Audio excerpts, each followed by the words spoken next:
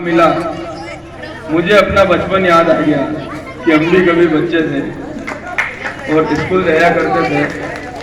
और वास्तव में बहुत अच्छा लगा इस कार्यक्रम में बच्चों के बीच में सम्मिलित होने का और आपका अच्छी प्रस्तुति देखने का मौका मिला। मेरे साथ सभी बच्चे एक बार एक सुर में बोलेंगे, जय हिंद, जय हिंद, जय हिंद, भारत माता की, भारत माता की, भारत माता की। अब मैं आप सभी बच्चों से एक सवाल पूछना चाहूंगा कि वो कौन सा शब्द है जो हमने हमारे जीवन में सबसे पहली बार सीखा और बोला। कौन बताना चाहेगा? सभी एक आवाज में बोलो अगर सबको पता है तो। माँ। माँ एक ऐसा शब्द है जो हमारे जीवन में, चाहे वो पुरुष हो, स्त्री हो, पशु हो, पक्षी हो, बकरी भी बोलती माँ। क्या बोलती बकरी? मैं। पशु भी है तो वो माँ की परिभाषा जानता है, माँ की महत्ता जानता है। तो माँ का नाम मैं इसलिए ले रहा हूं कि माँ हमारी प्रथम गुरु होती है।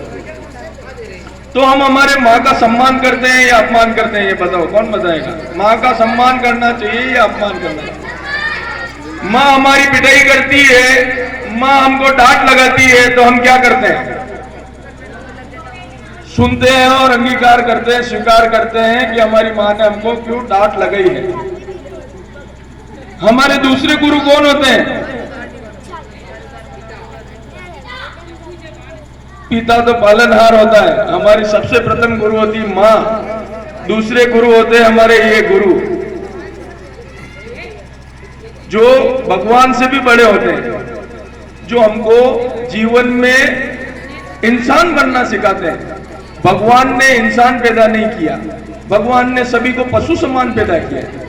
कैसे किया है? पशु समान।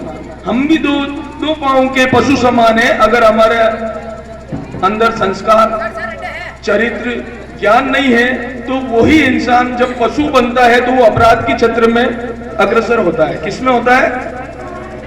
लेकिन दो पांवों के उस पशु रूपी मानव को, मनुष्य को, अगर मनुष्यता और इंसानियत की परिभाषा की परिकाष्ठा को पार करनी है तो उसको संस्कार के लिए विद्यालय में प्रवेश कराया जाता है। तो हमारे जीवन में सबसे बड़ा पद किसका होता है? गुरु का।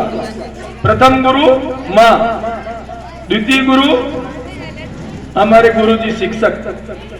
शिक्षक एक ऐसा शस्त्र है जो हमारे जीवन को विनाश में भी मोड़ सकता है और विकास में भी मोड़ सकता है। मैं यहाँ ये इसलिए बताना चाह रहा हूँ कि कभी भी गुरु का अपमान ना करें, गुरु को पलट के सामने जवाब न दें। हो सकता है कभी कभी गुरु भी एक इंसान है, घर की समस्याओं से जूझ के कभी आए और आपके ऊपर चिड़चिड़ापन कर दिया, नाजायज भी कभी डांट दिया। हो सकता है, सभी इंसान है, गलती, लेकिन उसकी शिकायत अपने घर पे जाके ना करें। कई बार क्या होता है, क्लास में एक शैतान बच्चा होता है, लेकिन वो उसकी इमेज ऐसी बन जाती है वो शैतान बच्चा है, लेकिन वो कई बार नाजायज पनिशमेंट कर दिया जाता है। क्यों? वो आदतन है। तो कभी दूसरे ने मस्ती की है तो भी उसका नाम लेकर चल तू बाहर खड़ा हो जाए, लेकिन उसको फील नहीं करना। गुरु जी के प्रति आक्रोश व्यक्त नहीं करना है, हमको ये व्यक्त करना है कि मेरी इमेज ऐसी क्यों है। हमेशा अपनी गलती ढूंढो। हमको कोई डांट रहा है, डपट रहा है, हमको कोई बार बार तिरस्कार कर रहा है, तो उसको अपमानित नहीं करना है, उससे बदला नहीं लेना है। हमको अपने आप को बदलना है। क्या करना है? अपने आप को बदलना है कि मेरा उसने अपमान क्यों किया, मेरे में कुछ कमी थी इसलिए मेरा अपमान हुआ है, मेरे को डांट पड़ी है। उस गलती को ढूंढना है। किसको ढूंढना है? जिस दिन आपने अपने अंदर की गलतियों को ढूंढ के, कमियों को ढूंढ के उसको सुधारना चालू कर दिया, उस दिन से आपका विकास चालू हो जाएगा। और दूसरा, मैं छोटी सी एक और महत्वपूर्ण बिंदु सिखाना चाहता हूं कि हमें जीवन में डरना नहीं है। और तीसरी चीज, हमें लड़ना है जीवन भर। किससे लड़ना है? अपने आप से लड़ना है। और किससे लड़ना है? अपने अंदर के डर से लड़ना है। हमको वो काम करने हैं जिससे हमको डर लगता है। कौन से काम करने हैं जिससे हमको डर लगता है? उस डर को जीतना है सबसे पहले। जैसे मेरे को आईएएस बनने से मैंने जो मंथन किया, चिंतन किया है, जो टॉपर बच्चे हैं, इंजीनियर है, डॉक्टर है और बीएससी बीए में भी टॉपर बच्चे हैं, वो अधिकतर हमारे जीवन में आईएएस नाम से डरते हैं। किससे डरते हैं? IAS, collector. आज पूरे जिले का प्रशासन किससे डरता है? कलेक्टर से डरता है। क्यों डरता है? तो वो सबसे बड़ी प्रशासनिक पद है। तो कलेक्टर के पद से, उसके एग्जामिनेशन से, यूपीएससी एग्जाम से बड़े बड़े दिग्गज और बड़े बड़े इंटेलिजेंट बच्चे भी डरते हैं कलेक्टर से, उसके एग्जामिनेशन। क्यों डरते हैं? उसके अंदर जीके आती है, करंट अफेयर्स आते हैं, नॉलेज आता है। तो कई बच्चे तो इसलिए भी आईएएस का एग्जाम नहीं देते हैं, चाहे टॉपर आईआईटीएंस होते हैं, जो अरे जीके हमारी कमजोर है। इसका मतलब ये हुआ वो जीके से डरता है, फोबिया। तो जिस चीज का हमारे अंदर फोबिया हो, आपके विद्यालय में जितने भी विषय चलते हैं, जिस विषय से आपको डर लगता है उस विषय को लेके बैठ जाओ। आपको उस विषय से लड़ना है। बेटियों में तुमको कह रहा हूं मैं, अभी बेटियों पे आऊंगा मैं। बेटियां ध्यान से सुने, ध्यान से सुनना, क्योंकि वही मात्र शक्ति है आप वो जिसका हमें सम्मान करना चाहिए। जिससे हम सब विषय से डरते हैं उसको लेके बैठ जाओगे, मेरे को क्यों नहीं आ रहा है? भाई पढ़ने वाला भी बच्चा है जो फर्स्ट आ रहा है, और जो बच्चा फेल हो रहा है वो भी बच्चा है।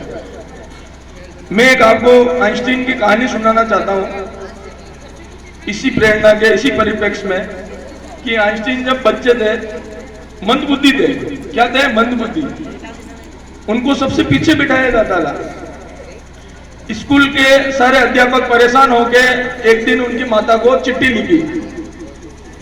क्या लिखी? उस चिट्ठी में यह लिखा कि आपका बच्चा मंदबुद्धि है, कृपया करके इसको इस विद्यालय से निकाल दिया जाए, और आप नहीं तो हमारे दूसरे बच्चों के मानसिक मनोबल पे और मानसिक स्तर पर अध्ययन पे प्रभाव पड़ेगा। हमारे दूसरे बच्चे भी इसकी संगत में रहकर कमजोर हो जाएंगे। क्या हो जाएंगे? किसने लिखा? प्रधान अध्यापक महोदय ने उस आइंस्टीन, जो वैज्ञानिक वर्ल्ड के सबसे बड़े, उनकी माता को लिखा। अब उनकी माता ने क्या किया? आंखों में आंसू आए, वो 2-3 घंटे रोई। जब बच्चे ने पूछा, माँ ऐसी क्या चिट्ठी है ये कि आप उसको पढ़ के रो रही है? तो माँ चाहती तो ये कह देती कि तू बेटा मंदबुद्धि है, मेरे क्यों पैदा हुआ, मैं अभागी माँ हूं, अपने भाग्य को पोष सकती थी।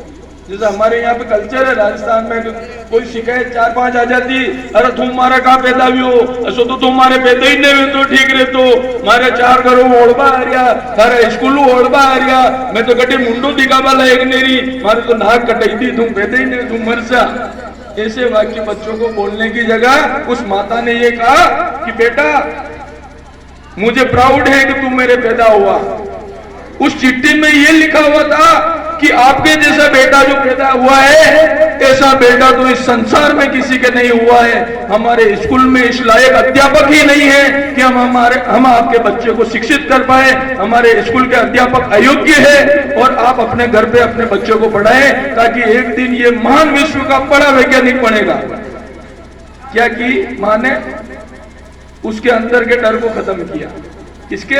सबसे पहले माता के अंदर के, कि मेरा बच्चा मंदबुद्धि है, अपाहिज है, ठीक है। दूसरा, उसको मनोबल, पॉजिटिव एटीट्यूड से उसको